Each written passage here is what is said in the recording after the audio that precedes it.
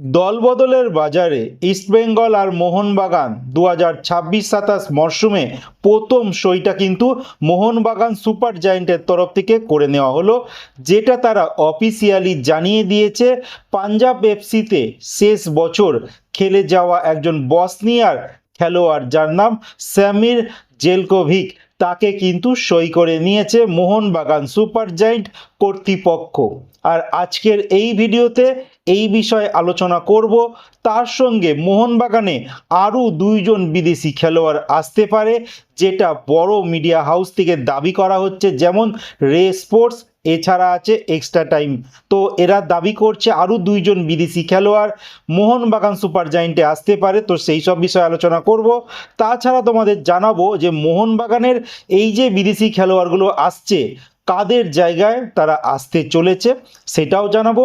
আর সম্ভাব্য মোহনবাগানের কোচকে সেই বিষয়ে কিছুটা আলোচনা করে নেব, কারণ মোহনবাগানে কিন্তু যা খবর বেরিয়ে আসছে তারা একজন পরীক্ষিত কোচকেই আনতে চলেছে তাদের দলে, আর সেটা চূড়ান্ত হয়েও গেছে।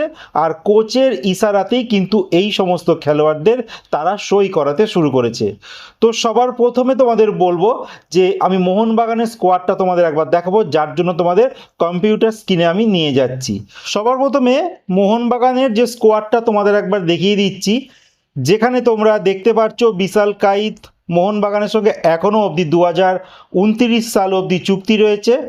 শাহিদ জাহিদ দ্বিতীয় গোলকিপার, তারও চুক্তি রয়েছে 27 সাল। প্রিয়াংশ দুবে, তার সঙ্গেও চুক্তি রয়েছে 2027 সাল অবধি। এছাড়া দীপ্রভাত ঘোষ রিজার্ভ দলের খেলোয়াড়, তার চুক্তি শেষ হয়ে গেছে, হয়তো এই খেলোয়াড় শোনাও যাচ্ছে সিএফএল স্কোয়াডে থাকবে। এছাড়া বাকি যে ইম্পর্টেন্ট খেলোয়াড়গুলোর নাম বলবো, যেরকম মেহতাব সিং, তিনি কিন্তু মোহনবাগানের সঙ্গে 2030 সাল অবধি চুক্তি করেছে।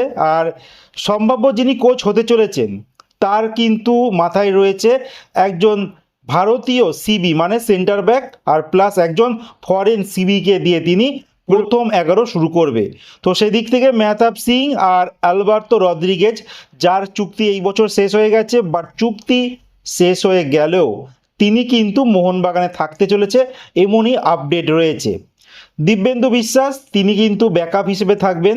এছাড়া সুভাশিস বোস, আরও 1 বছর চুক্তি রয়েছে। অভিষেকের তো 29 সাল অবধি চুক্তি রয়েছে, কোনো প্রশ্নই আসে না এই সমস্ত খেলোয়াড়দের নিয়ে। আশিস রায়, তিনি মেবি থেকে যাবে। আমায় রানাবাড়ে, মোহনবাগানে কিন্তু তিনি থাকছেন না, লোনে এসেছিলেন কেরালা ব্লাস্টার থেকে, তিনি আবারও রিটার্ন চলে যাচ্ছে। কারণ যিনি কোচ ছিলেন লোবেরা, তার প্রিয় ছাত্র ছিলেন কিন্তু এই আমায় রানাবাড়ে, আর লোবেরা থাকছে না, তোমাদের বলে দিই। এছাড়া আছে দীপক টাংরি, তিনিও মোহনবাগানে থাকছে না, তার চুক্তি শেষ। আর যা আপডেট, তার সঙ্গে কন্ট্রাক্ট এক্সটেন্ড করবে না মোহনবাগান কর্তৃপক্ষ। আপুইয়া তো রয়েছে, অনিরুদ্ধ থাপাও থাকবে মোহনবাগানে। সূর্যবংশীটা নিয়ে এখনও ধোঁয়াশা রয়েছে, 1 বছরের চুক্তি রয়েছে, বাট শোনা যাচ্ছে তাকেও মোহনবাগান ছেড়ে দিতে পারে। আর নবনিযুক্ত একজন ইস্টবেঙ্গল থেকে খেলোয়াড় এসেছে সায়ন ব্যানার্জি, বাট আমার মনে হয় এই সায়ন কিন্তু আইএসএল স্কোয়াডে মোহনবাগান থেকে চান্স পাবে না। যাই হোক, দিমিত্রি পেত্তাতোস, আমি যে বিদেশিদের নিয়ে আলোচনা করছি কারা কারা বাদ যেতে পারে দেখো। দিমিত্রি পেত্তাতোস চুক্তি শেষ, আর তোমরা সবাই জানো দিমিত্রি পেত্তাতোস কিন্তু থাকছে না, তিনি অনেক বছর মোহনবাগানে খেলেছেন। সাহেল আব্দুল সামাদ ভারতীয় খেলোয়াড় রয়েছে। রবিনোকে নিয়ে একটা ধোঁয়াশা রয়েছে, বাট রবিনোকে কিন্তু অনেক টাকা দিয়ে নিয়ে এসেছে মোহনবাগান ম্যানেজমেন্ট, সেই দিক থেকে রবিনো থাকলেও থাকতে পারে এমন একটা খবর রয়েছে। তো একজন খেলোয়াড় বাদ হয়ে গেছে, দিমিত্রি পেত্তাতোস, আর আলবার্তো রদ্রিগেজ তিনি কিন্তু থাকছেন। এছাড়া আর টম অ্যারলেট, তাকে কিন্তু ছেড়ে দিয়েছে, যেটা মোহনবাগানের তরফ থেকে অফিসিয়ালি ঘোষণা করে দেওয়া হয়েছে, যার জন্য এই স্কোয়াডে কিন্তু তোমরা টম অ্যারলেটকে দেখবে না। তো টম অ্যারলেট আর দিমিত্রি পেত্তাতোস বাদ। এছাড়া দেখো জ্যাসন কামিংস, তার চুক্তি শেষ, তিনিও তার দেশ অস্ট্রেলিয়ার একটি দলে সাইন করে নিয়েছে, এমনই একটা আপডেট আছে। তো 3 জন বিদেশি খেলোয়াড় মোহনবাগান সুপার জায়েন্ট থেকে বাদ হচ্ছে, জ্যাসন কামিংস, পেত্তাতোস আর টম অ্যারলেট। বাকি 3 জন থেকে যাবে, যেমন ধরো জিমি ম্যাকলেন, যার সঙ্গে চুক্তি রয়েছে 28 সাল অবধি, আর তার পারফরমেন্স কিন্তু যথেষ্ট ভালো, তো তাকে ছাড়ার কোনো প্রশ্নই হয় না। হ্যাঁ, যদি তিনি নিজে থেকে ছাড়তে চায় সেটা আলাদা ব্যাপার। আর এছাড়া রবিনোকে ওই যে কাজ চালাবার মতো চালাতে হবে, কোনো উপায় নেই।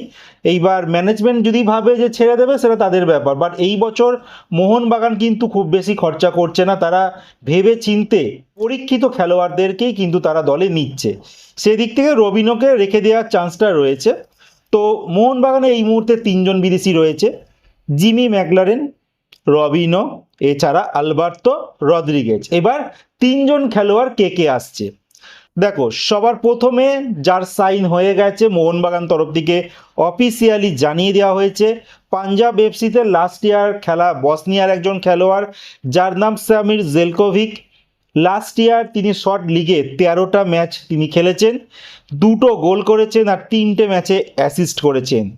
আর বলে দিই, এই বসনিয়া খেলোয়াড় কিন্তু ডিফেন্ডার সেন্টার ব্যাক, মানে একজন ডিফেন্সিভ মিডফিল্ডার, যেটা মোহনবাগানের দরকারই ছিল। তিনি কিন্তু এই 13টা ম্যাচের মধ্যে 2টো ম্যাচে হলুদ কার্ডও দেখেছে, তো খুব একটা খারাপ নয় রেকর্ড। আর স্টার্টিং 11-এ 77% ম্যাচে তিনি শুরু করেছেন, 83 মিনিট অ্যাভারেজ তিনি প্রত্যেকটা ম্যাচে ছিলেন। এছাড়া 28% গোল পার্টিসিপেশন তার রয়েছে। তো নো ডাউট একজন ভালো খেলোয়াড়। আমি গতকালকে আমার ইউটিউব পেজ থেকে একটা ভোটিং করেছিলাম, মোহনবাগানের ফ্যানদের কাছে জানতে চেয়েছিলাম যে এই সাইনটা কি গুড মনে হয় মোহনবাগানের জন্য। সেখানে কিন্তু ম্যাক্সিমাম যত সম্ভব আমার মনে পড়ছে 60%-এর উপরে কিন্তু মোহনবাগান সমর্থকরা এগ্রি করেছে যে এটা ভালো সাইন হয়েছে মোহনবাগানের জন্য। তোমরাও কমেন্টে জানাতে পারো যে ভিডিওটা দেখে যে তোমাদের কি মনে হয় সামির জেলকোভিক এই সাইনটা কতটা ভালো হয়েছে মোহনবাগানের জন্য। তো এই খেলোয়াড়টি বসনিয়া হার্জেগোভিনার দেশ থেকে বিলং করে, 6 ফুট উপরে তার হাইট। আর এই খেলোয়াড়টি বর্তমান কারেন্ট মার্কেট ভ্যালু 3.6 করোড় টাকা, তো ভালো মার্কেট ভ্যালু কিন্তু।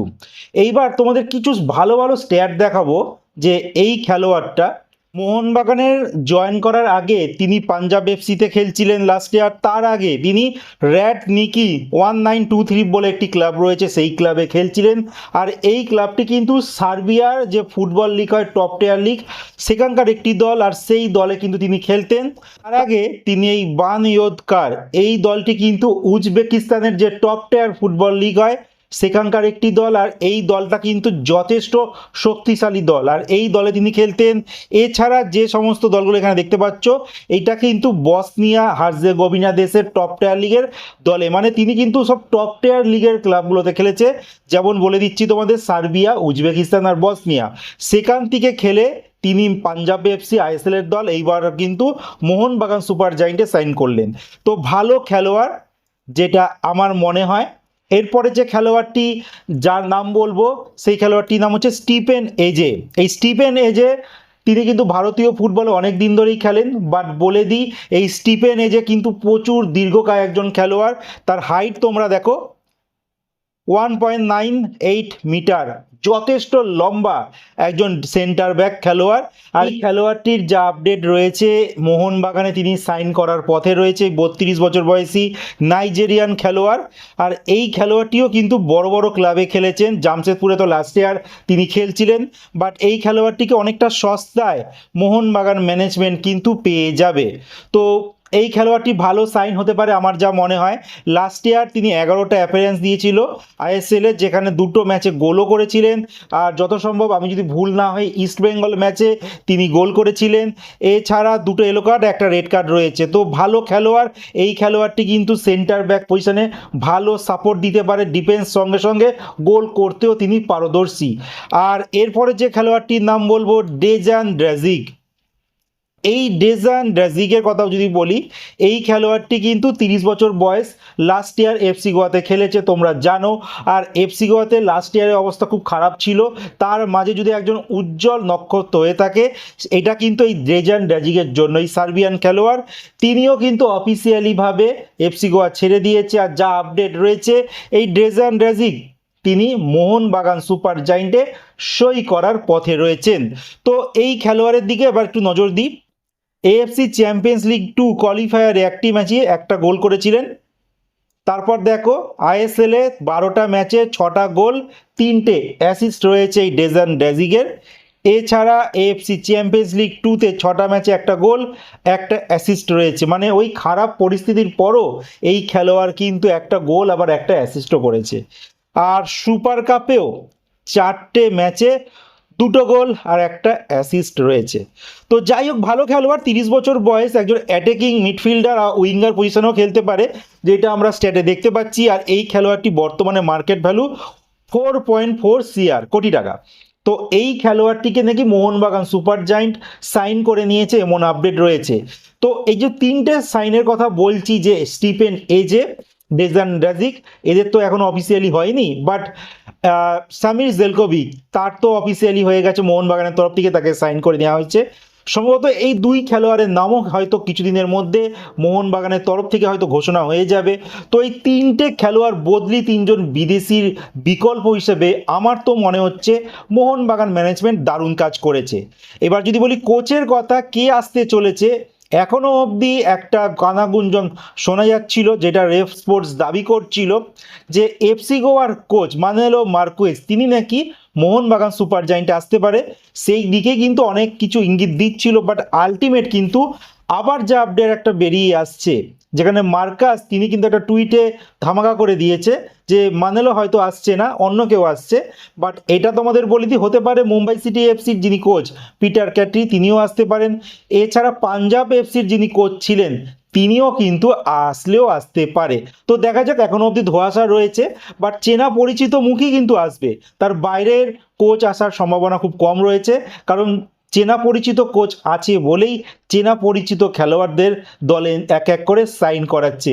তো আগামী দিনে মোহনবাগান হয়তো আরও কিছু ধামাকা করবে, বিদেশি হয়তো আর একজনকে হয়তো সই করাতে পারে খুব জোর, সেটা রবিনোর বিকল্প হিসেবে।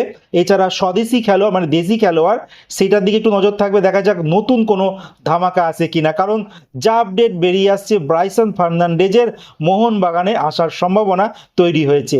তোমাদের কি মনে হয়, যেই খেলোয়াড়ের নাম নিয়ে আজকে আলোচনা করলাম, এই মোহনবাগানে এলে মোহনবাগান কেমন পারফরমেন্স করতে পারে আর কতগুলো ট্রফি এই বছর তাদের ক্লাবে নিয়ে আসতে পারে, কমেন্টে জানাতে একদম ভুলো না।